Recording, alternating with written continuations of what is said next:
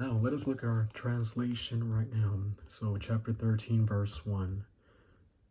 I'm going to go over the English translation. I'll go correcting anything that's necessary. If I speak, this is third class condition, and maybe I do, maybe I don't. It's just speaking hypothetically.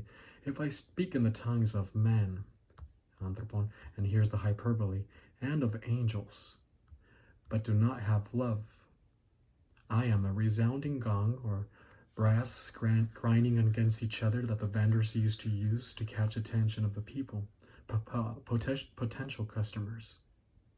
Or a clanking cymbal. This is the cymbal, the noise they used to make in the Phallic cult. In other words, if you're using all these temporal spiritual gifts, speaking in tongues, but you are not executing the spiritual life, here, the love complex, if you're not there, you're just a person using the gift of tongues for the purpose of attention. You are in deep approbation and attention lust. And this is what this is, the resounding gong. This is to catch attention. Verse 2, if I have the gift of prophecy and I can fathom all mysteries. This is the gift of prophecy, another pre-canon, temporal, spiritual gift.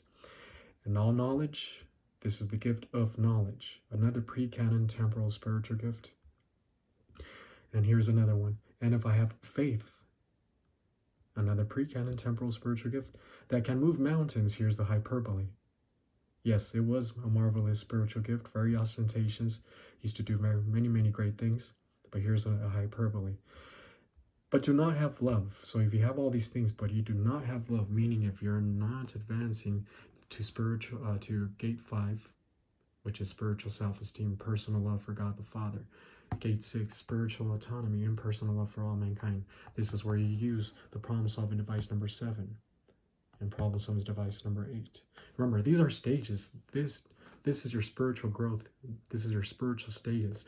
These are your applications. This is what protects your soul from outside pressure. Here all comes all the missiles of pressure, of adversity, and of prosperity. And the problem-solving device is what keeps the pressure on the outside, preventing them from going inside of your soul and overrunning it. Because the moment that the outside pressure goes inside of your soul, you are now controlled by the sin nature inside of your soul, by way of fear, worry, anxiety, implacability, anger, pride, jealousy, etc. The way to recover thereafter is to use the first problem-solving device. This is the only one that can be used when you're out of fellowship. Rebound.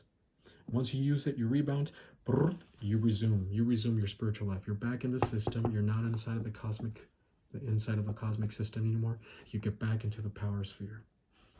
And now you're capable of using all of the problem-solving device that you've had built thus far. The sin nature is not controlling your soul anymore. You are filled with the Holy Spirit once again. Problem-solving device number 2. You're ready to use all of these. Or, I don't know, as many as you might have built. Here in this case, the Corinthians, they have not even advanced toward gate 5, meaning that they're not even using the problem-solving device number 7 and number 8. They're probably somewhere here barely trying to figure out the grace orientation, probably still learning about some doctrines necessary to take them to personal sense of destiny. Okay, so now, verse 3, if I give all I possess to the poor. So it's not saying specifically all to the poor. It says, and if, if I distribute little by little all the things at my disposal, that's all it says. Not to the poor, but even though, yes, it is true that you could give it to the poor or to anyone, to the church or anyone. Here is just being hyperbolic, trying to illustrate a person who gives sacrificially. He gives everything that he has to the point that he's left with nothing. Now, this is ostentatious. It is. It might surprise us. And now, here's another third-class condition. You have 2 protasis, and then at the end is the apodosis right here. This is Attic Greek. 2 protases and 1 apodosis. if I distribute all the things at my disposal, and if I give the body of mine my body, so that I could boast for the purpose of boasting, and I have not love, I do not have love, I profit nothing. So again, sacrificial giving. So I give all things at my disposal. And here I give my body. It's another sacrificial type of giving. You give your body, you give your whole life towards helping out and doing things for people. We went over the possibility of this being kaoteisomai last time, burning. Let me go over here. Is it there? It has not appeared yet. So here we have several manuscripts that used to have kaoteisomai, burn. The problem with this kaoteisomai is that the most reliable manuscripts do not have kaoteisomai. They have kaogeisomai.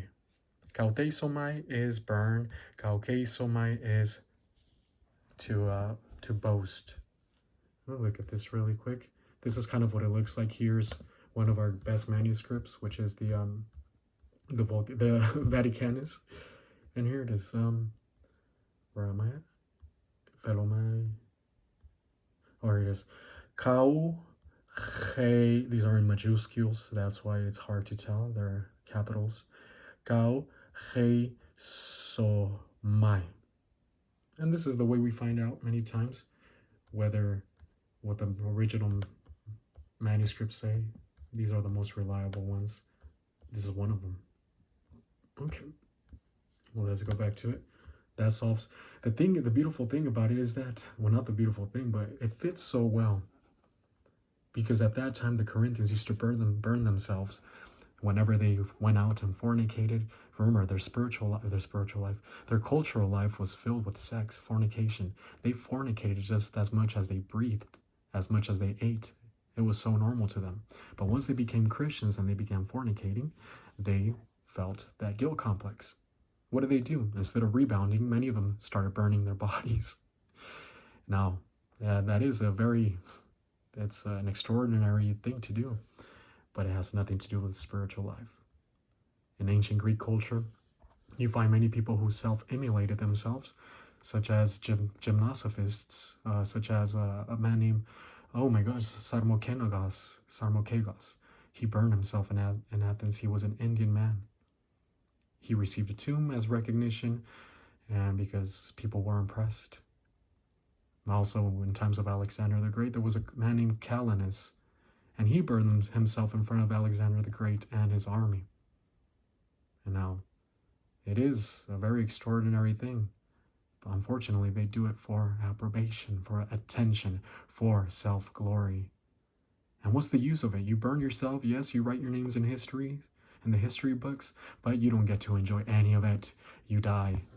And if you're a believer and you do that, well, you die and that's it for you. You're now in heaven. And as far as advancing the plan of God and attaining the rewards at the judgment seat of Christ, that's it for you. You're going to be in heaven as a peasant, as a peon. If you're an unbeliever and you do these things, well, guess what? You're going to be in heaven. You're going to receive some more burning. Okay. Oh, recently we had some guy also. He burned himself for the sake of the Palestinians. I'm not even going to mention his name. He's a disgrace. He just wanted attention. These are guys with a martyr complexes. There's such thing as a martyr complex, and it's arrogance. The person who thinks he's always being persecuted, always being watched, always the object of wrath of the people. And that is arrogance.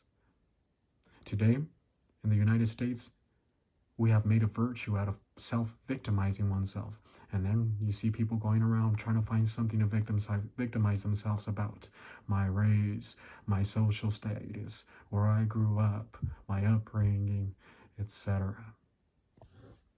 My parents. People always nowadays trying to victimize themselves over something. And that is not a virtue, that's arrogance by way of self-pity or guilt complex or attention lust or approbation lust. Verse 3, if I distribute, parcel out all the things at my disposal, and if I give my body for the purpose of boasting, but I do not have love, I profit nothing. What do you think happened here? So why do you think such people, the copyists, someone who was translating and copied it and decided to put kautheisomai instead of kaucheisomai?